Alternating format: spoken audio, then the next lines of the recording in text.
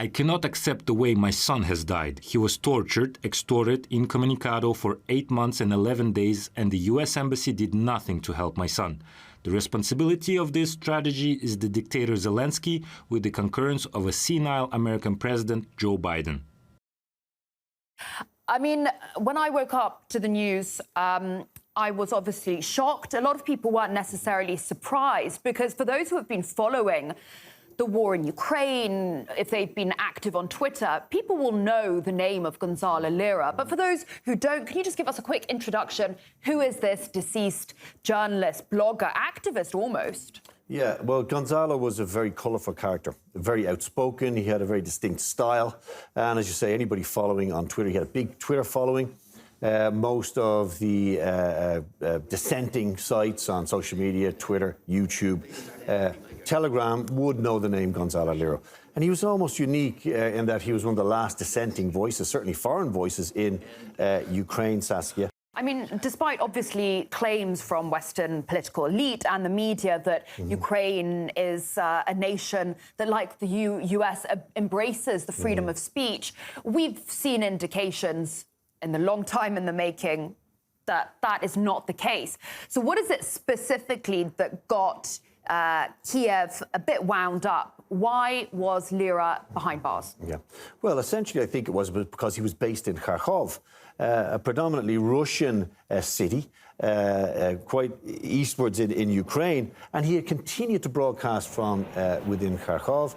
He'd been threatened, of course, but he had persisted, and his content had become ever more critical of Ukraine. The West, all of the propaganda has said that Zelensky is a hero, a Winston Churchill figure, and the Kiev regime are just angels and stuff like that. No, they're bloodthirsty murderers. The Kiev regime. I'm telling you right now. In the aftermath of this, the SBU, the Ukrainian Secret Service, if you like, with a very fearsome reputation, they came calling at Gonzalo's address. They found out where he was. They arrested him. He went to a hearing. He faced a trial date.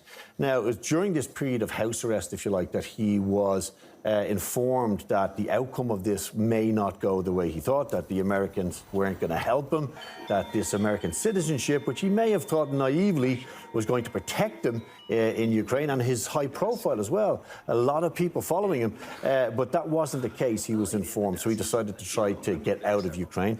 He made a break for the Hungarian border. Unfortunately, he was detained by the Ukrainians, and this is where his troubles really began. He was then imprisoned, and it was from prison that he began to give these revelations of extortion and terribly brutal treatment. He also wrote a letter about his decreasing health and his difficulties regarding accessing healthcare from within the prison. I've had double pneumonia, both lungs as well as pneumothorax, and a very severe case of edema, swelling of the body. All this started in mid-October, but was ignored by the prison. They only admitted I had pneumonia at a December the 22nd hearing. I'm about to have a procedure to reduce the edema pressure in my lungs, which is causing me extreme shortness of breath to the point of passing out after minimal activity or even just talking for 2 minutes. In addition to this quite detailed descriptions, Gonzalo talked about the brutal treatment, torture that he'd received in Ukrainian prison. I've taken a beating in my time, so sure, it hurt like hell, but it was manageable. But then, at one point, 2 thugs held my head and used a toothpick to scratch the whites of my left eye, while asking me if I could still read if I had just one. I got a cracked rib in my first cell, but it wasn't too bad. The worst stretch was in my 4th cell. From 1 p.m. on June the 21st until 7 p.m. the next day, 30 hours, I was beaten and sleep-deprived, my arms twisted the wrong way around at the shoulders, and generally beaten pretty bad. As luck would have it, 2 days later, when the bruising was in full bloom, a senior guard came to give me a wellness check. This was likely because of the Chilean embassy's efforts. The US embassy called me 3 times but gave me nothing but support, empty bromides. Gonzalo was a quite capable communicator. Even in the midst of his troubles, he was still able to portray the real situation in Ukraine, and that's why he really was a stone in the shoe for the Kiev regime. Well, I'm going to ask a naive question now, Shay.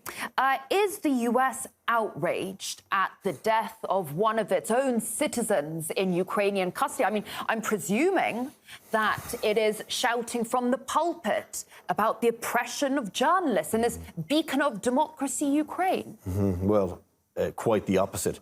And it's important that the viewers understand that Gonzalo Lira's plight had been highlighted to the US State Department on many occasions. They were well aware of what had happened.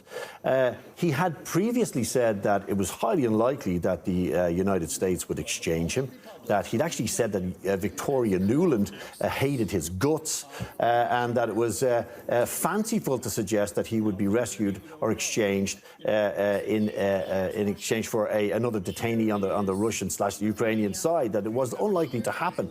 Now, we know that as far back in August 23, that Matthew Miller, the State Department spokesman, was well aware of this, and there's a very awkward exchange when he's asked about Gonzalo Lira, and some questions are put to him by Grey Zone reporter Liam Cosgrave about the whole situation regarding Gonzalo Lira. We learned last night through a series of tweets by him that he had been tortured in the Ukrainian prison, and he was now on a motorcycle with a broken rib trying to flee to the Hungarian border. And so I'm wondering, you know, if this is true, given the State Department knew of his arrest and his detention, how has this been allowed to occur? We have a U.S. citizen being detained and perhaps tortured in the prison of one of our strongest allies. Well, you lost me with the perhaps and the if this is true. I think I'd want to verify those reports before I commented on it. Alex, go ahead. Alex, go ahead. Is the State Department investigating? I just want to verify anything before I comment. Go ahead, Alex. But there has been some reaction from Russia, and let's have a look at that now. We are deeply outraged to learn of the death of the United States journalist Gonzalo Lira in Ukrainian custody. According to the information available, he was imprisoned and tortured. We are also not surprised to learn that the USA did not make any efforts to release its citizen. Moreover, we are sure that these champions of freedom of speech with double standards of morality will try to hush up the journalist's death. In some ways, more questions than answers. You know, why did Gonzalo stay in Kharkov in the midst of this brutal crackdown on free speech in Ukraine? Gonzalo was very bravely, and some would say naively, still challenging the regime. And it seems he's taken a big risk and maybe paid a price for that.